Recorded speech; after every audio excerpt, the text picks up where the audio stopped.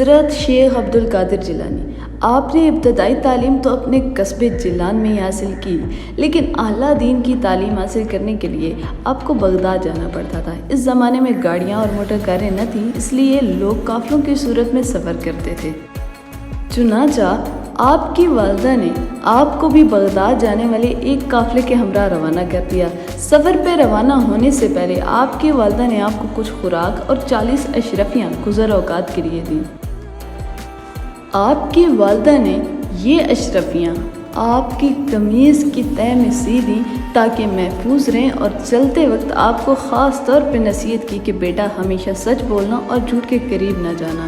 آپ نے ماں کی اس نصیحت کو غور سے سنا اور سفر پہ روانہ ہو گئے۔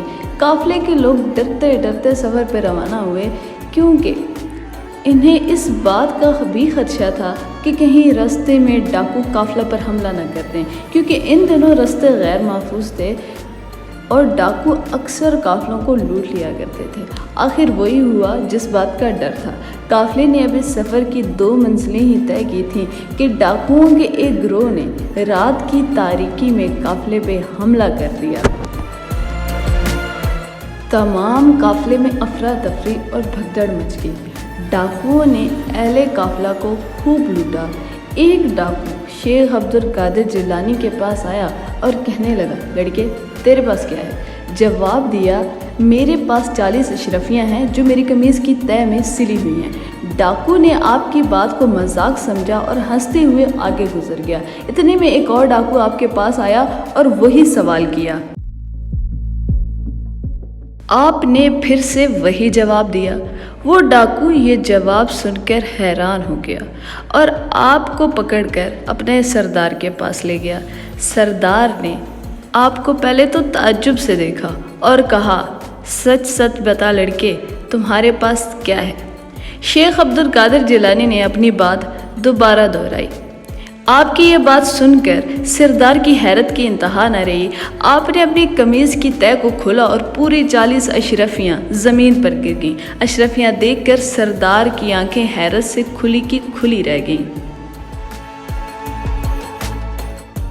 اس نے آپ کو مخاطب کیا اور کہا، لڑکے تو نے سچ کیوں بولا؟